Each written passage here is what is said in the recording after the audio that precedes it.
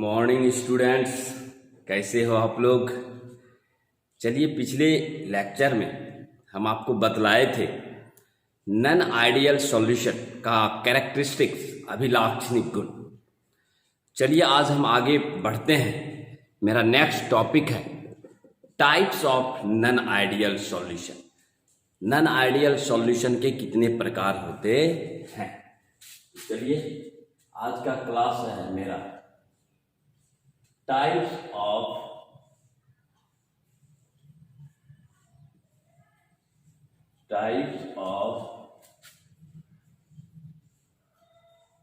None ideal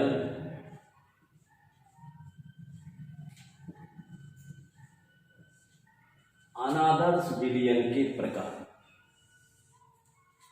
अनादर्श विलयन के प्रकार।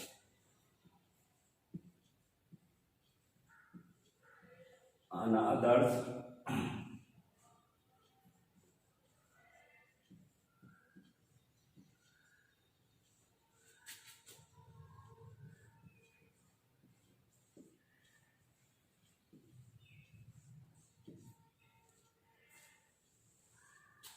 पिछले क्लास में हम आपको बतलाए थे characteristics of non ideal solution, अनादर्श विलयन का अभिलाक्षणिक गुण। आज हम चर्चा करेंगे कि अनादर्श विलयन कितने प्रकार के होते हैं। तो अनादर्श विलयन दो प्रकार के होते हैं। There are two types of non ideal solution. पहला, non ideal solution with positive deviation.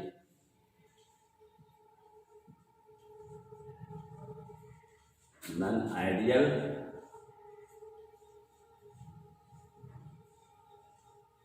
solution with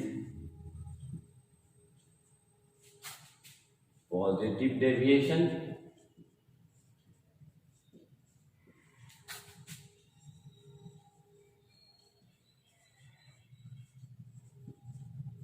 positive deviation. और दूसरा है आपका non ideal solution with negative deviation. Non ideal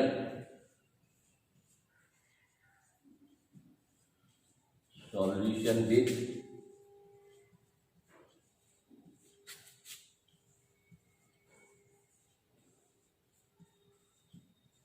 negative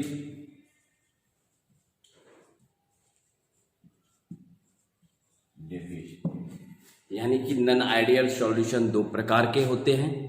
एक आपका है non ideal solution with positive deviation और दूसरा है non ideal solution with negative deviation. Means धनात्मक विचलन, धनात्मक विचलन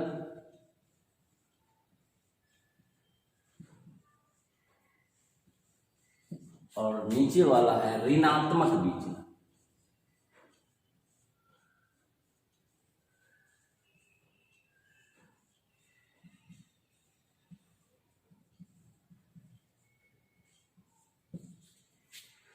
तो नन आइडियल सॉल्यूशन दो प्रकार का। एक है आपका non ideal solution with positive deviation, अनादर्श विलयन का धनात्मक विचलन। दूसरा है non ideal solution with negative deviation, यानी अनादर्श विलयन का ऋणात्मक विचलन। चलिए हम एक एक करके थोड़ा डिटेल से पढ़ते हैं। सबसे पहला पढ़ते हैं हम non ideal solution with positive deviation.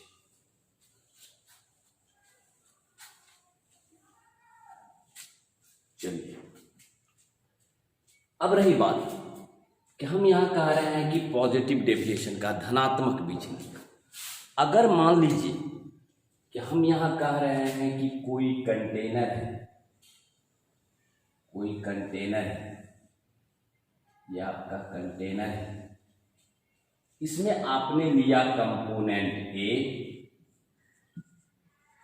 Component ए और इसमें मिला दिया आपका कंपोनेंट बी, कंपोनेंट बी को डिसॉल्व कर दिया। कंपोनेंट भी आपका लिक्विड है, लिक्विड लिक्विड सॉल्यूशन लिक्विड है, और ये भी आपका लिक्विड है। कंपोनेंट ए में आपने कंपोनेंट बी लिक्विड को डिसॉल्व किया।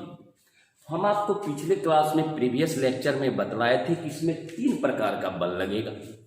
एक लगेगा फोर्स ए और बी के बीच लगेगा फोर्स, एक लगेगा फोर्स ए और ए के बीच लगेगा, और एक फोर्स लगेगा बी और बी के। 3 प्रकार का बल लग रहा है। एक ए बी अणुओं के बीच लग रहा है, एक आपका ए अणुओं के बीच लग रहा है, एक आपका बी और बी के अणुओं के बीच लग रहा है। ठीक है। अब रही बात कि यहां हम एक कंडीशन लगा रहे हैं, यदि इफ फोर्स ए बी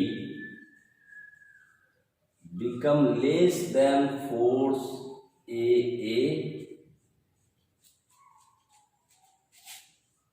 और फोर्स बी। क्या कंडीशन लगा रहे हैं?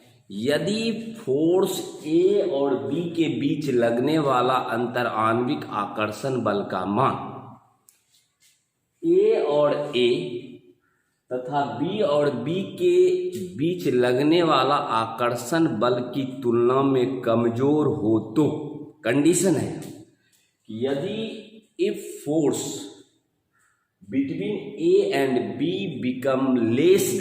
become weaker than the intermolecular force of attraction between AA and BB।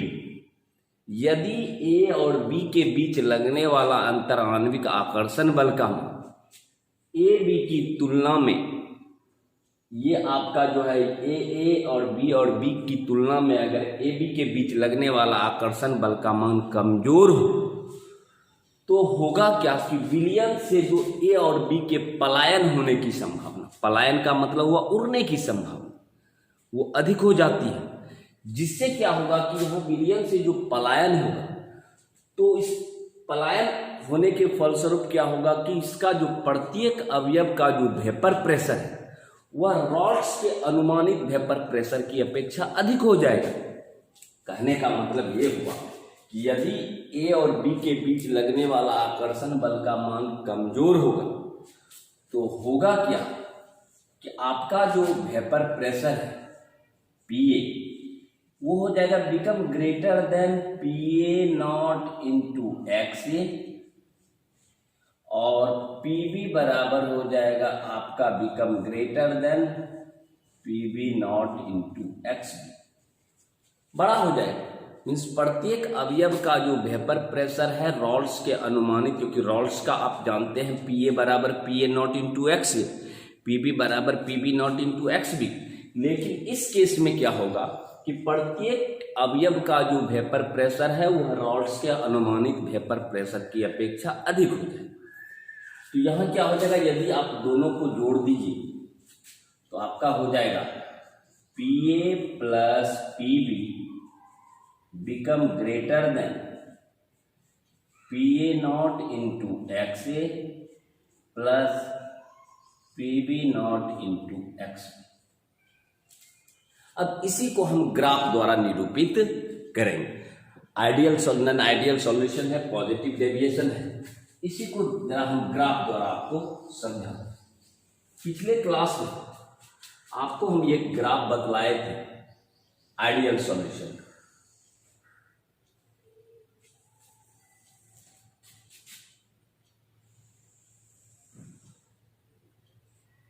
सही है। यहां हम ग्राफ किसके किसके बीच खींच रहे हैं? इधर है आपका vapour pressure of component A,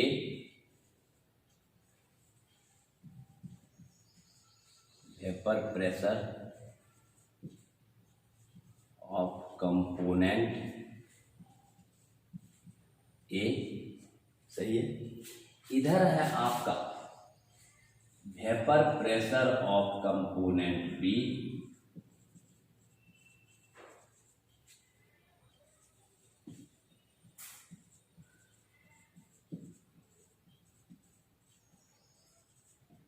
सही है। और हम किसके बीच ग्राफ खींच रहे हैं? मोल फ्रैक्शन के।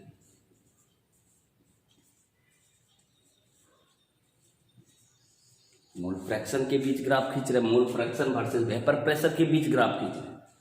तो पिछले क्लास में हम आपको बतलाए थे कि यदि एक्स ए इक्वल टू 1 और एक्स बी इक्वल टू 0 तो ये आपका हो जाता था पी ए नॉट, एक पॉइंट यहां मिला और ये पॉइंट यहां मिला। आइडियल सॉल्यूशन का जो बात किए थे इसको आप मिला,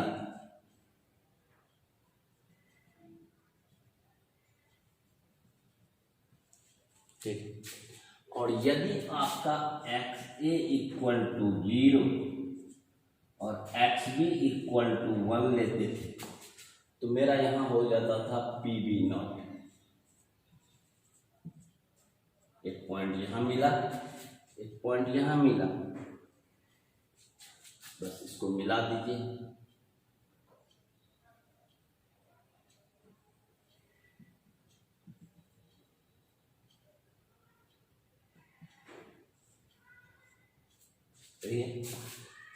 उसके बाद फिर इस टर्मिनल को आप मिला।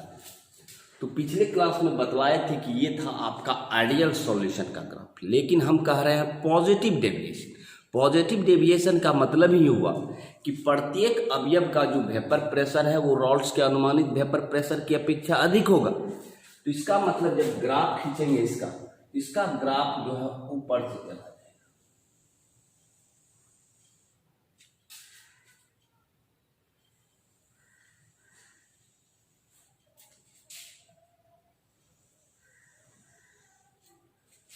ये ग्राफ आपका ऊपर से चला जाएगा, मतलब ये ग्राफ हुआ आपका P A become greater than P A naught into X A, और ये ग्राफ हुआ P B become greater than P B naught into X. अधिक हो रहा है, रॉड्स के अनुमानित वेपर प्रेशर की अपेक्षा अधिक हो रहा है। और ये हो गया आपका P A plus P B become greater than P A naught into X A plus P B naught into X. तो ये था आपका non ideal solution with positive deviation. Positive deviation का मतलब ही हुआ धनात्मक विचलन। क्लियर? चलिए दूसरा है आपका non ideal solution with negative deviation. दूसरा है आपका non ideal solution with negative deviation. इसी में हम क्या कर रहे हैं, दूसरा point, non ideal solution with, जहां पॉजिटिव है ना, पॉजिटिव के जगह पर हो जाएगा क्या, निगेटिव।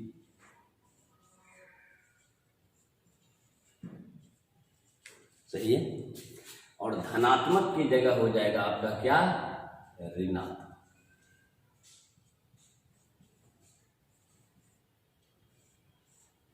सही है।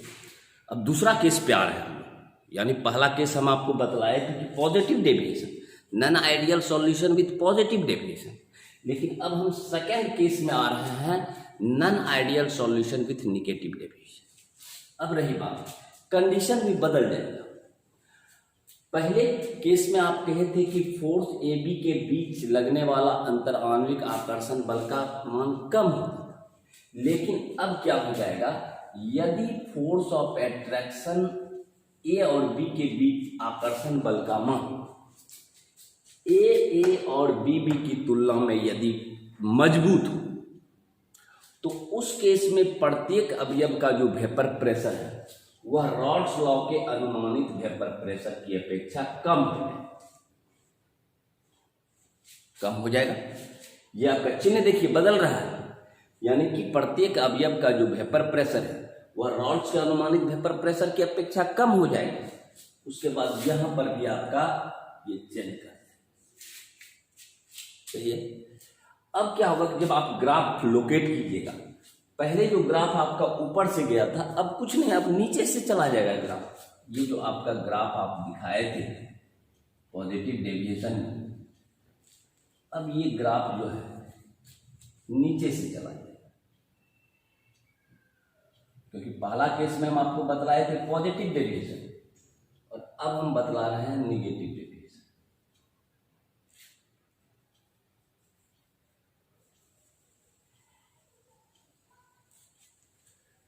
तो अब क्या होगा, निगेटिव डेविएशन का मतलब हुआ कि प्रत्येक अवयव का जो वेपर प्रेशर है वो रॉड्स के अनुमानित वेपर प्रेशर की अपेक्षा कम हो जाएगा, इसीलिए ग्राफ का नेचर जो है वह आपका नीचे से चला।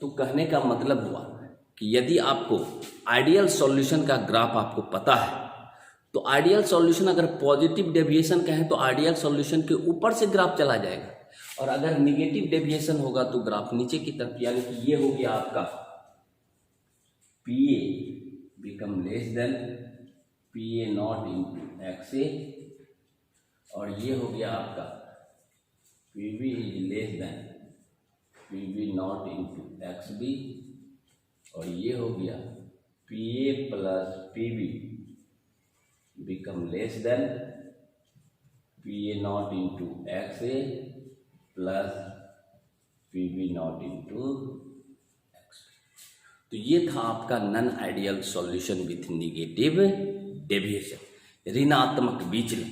तो कहने का मतलब हुआ कि आज हम आपको बतलाए कि नॉन आइडियल सॉल्यूशन दो प्रकार के होते हैं, non ideal solution with positive deviation धनात्मक विचलन, दूसरा non ideal solution with negative deviation means ऋणात्मक विचलन। और करना कुछ नहीं है, धनात्मक विचलन में ऊपर से ग्राफ चला जाएगा और ऋणात्मक विचलन में नीचे से ग्राफ चला जाएगा। That's clear. चलिए तो अगला टॉपिक हम नेक्स्ट लेक्चर में मिलेंगे। Thank you.